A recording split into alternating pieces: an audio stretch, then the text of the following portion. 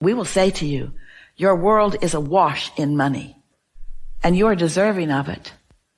And we think it's interesting that some let it in and some don't. And we think you should know that those who are not letting it in are those who, in large part, are still trying to justify what comes to them through action and hard work, rather than those who know that it's there, it's in their vibrational reality, it's in their present vibrational vortex, and it is definitely in their future reality. And so, why sweat the small stuff? Just let it flow. In some ways, it seems like you're maybe looking for some ideas that would give you comfort or soothe your concerns so that you could have a more positive expectation of some new ways to earn money. But think of what we're talking about here today. That is a much simpler approach.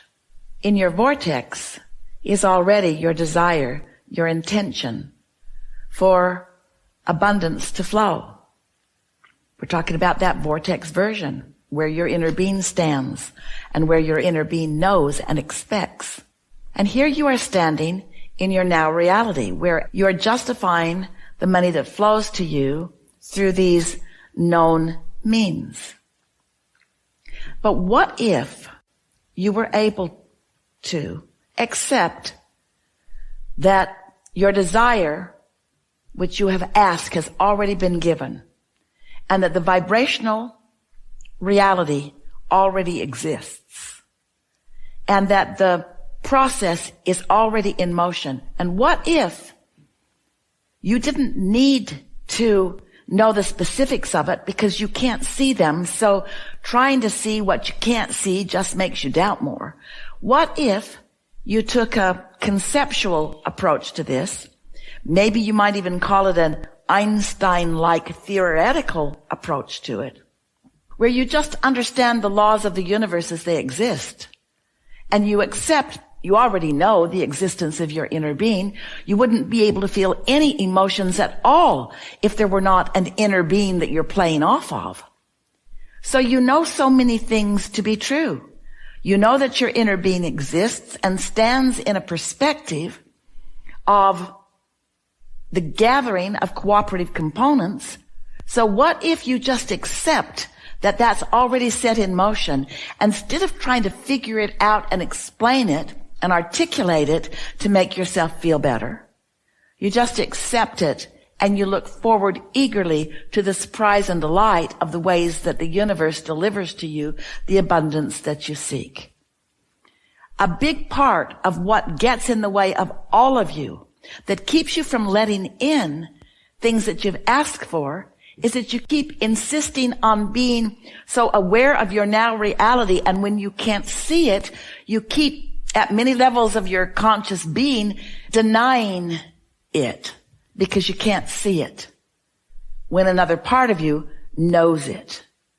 It's that part that knows it that you want to find resonance with. And so, if we were standing in your physical shoes, we would be looking for the resonance of it. You could say things to yourself like, I'm sure that there are many people who are looking for what I'm looking for that have already found it. That might soothe you. Or you could look at other things that once you weren't living that now you are, and you might recall that you weren't living them, but that now that you are, so you could shore up your expectation. These tools can help, but they can also backfire, because as you get looking too hard into your now, you deny the true now reality where your inner being stands. So play some isn't it nice or wouldn't it be nice if games. Wouldn't it be nice if I had confidence in what's coming in the way that my inner being does? And isn't it nice that my lack of confidence is evidence of the confidence that my inner being has?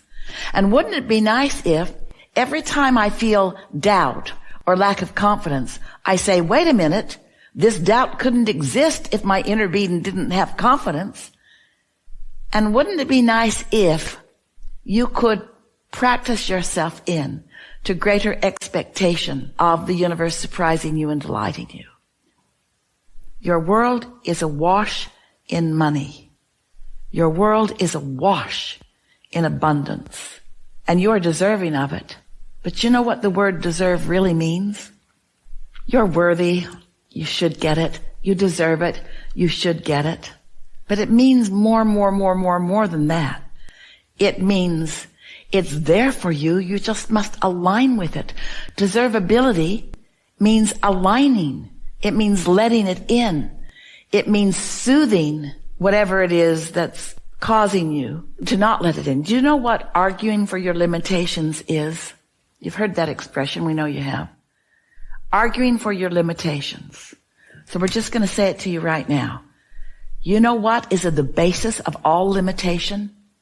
Looking at what is and therefore denying what's trying to become what is. But we can say that better.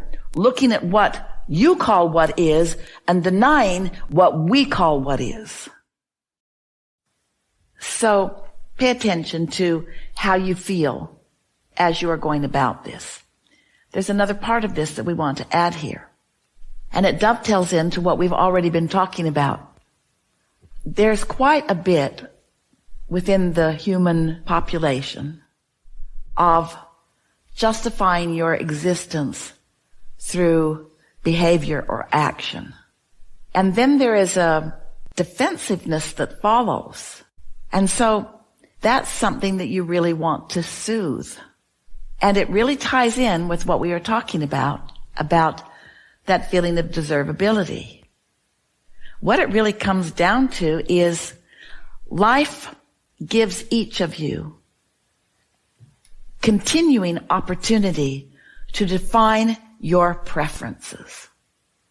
And so if you can say something as simple as, I take the path of least resistance to satisfy that preference, no resistance in that whatsoever. It's all right. And the reason that we are chewing over this, refining it more and more, is because you all, we love you so much, are mostly, we're talking to the human race, trying to justify your existence through action. We want you to enjoy your existence. We want the action you take to be inspired action because you like your hands in the clay, in the manifesting of things the way you like them to be. Hear what we're saying. Conditional life, conditional living or loving is, I like the condition, and so I will accomplish that condition, and then I will feel satisfaction because I've accomplished that condition. Unconditional life or living or unconditional love is, I like feeling good. And so I'm going to find something that I do like to focus on. I'm going to find an existing reason to feel good rather than altering the condition through action in order to then view the condition in order to then feel good. People through the years have asked us, Abraham, is it normal for all hell to break loose in your life once you start doing this work? And we say, yeah, it's normal for your bumps to start showing up once you start achieving true alignment, even though it may be sporadic, with your own inner being.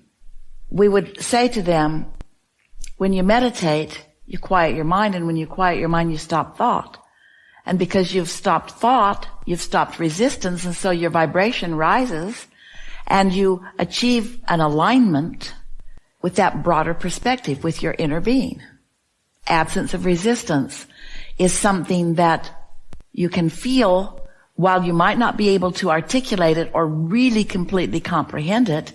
It is a vibrational shifting. And once you achieve that vibrational shifting, that sensitivity that you're asking for comes into play. Because now it's part of the mix of you, so when you get out of alignment with it, you're more aware of it. And you're more aware of it at more early, subtle stages.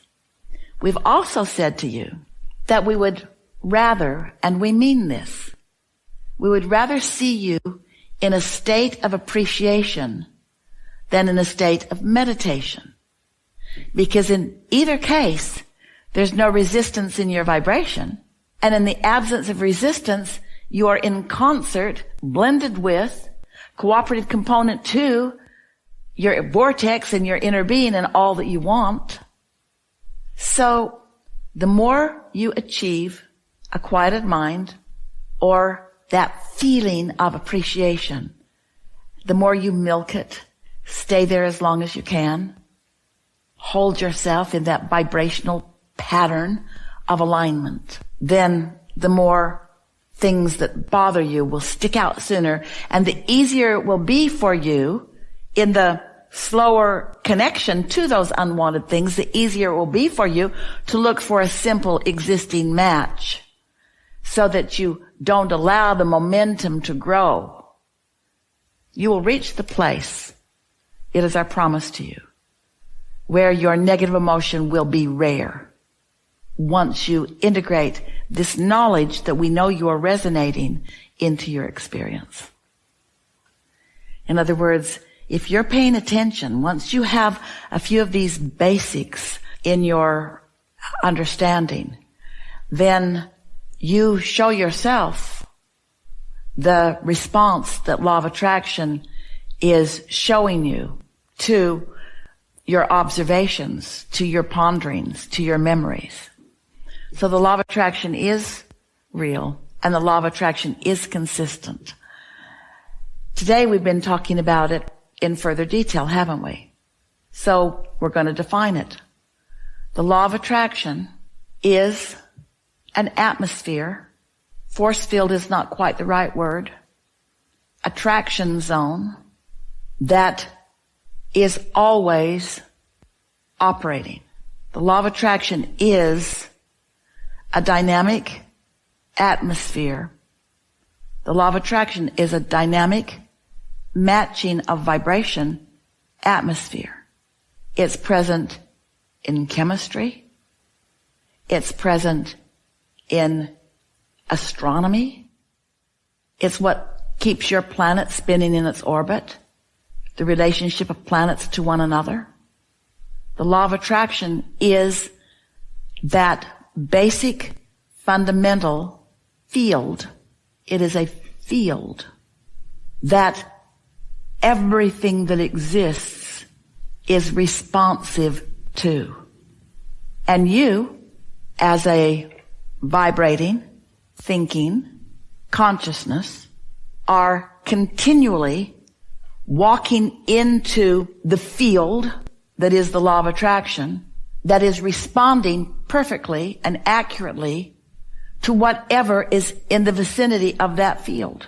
The people, even those that have passed through before. The people who were in that place that thought those thoughts, that field is responding to that. The most active response of the law of attraction is those who are presently focused and offering a vibration that is subjected to the law of attraction field.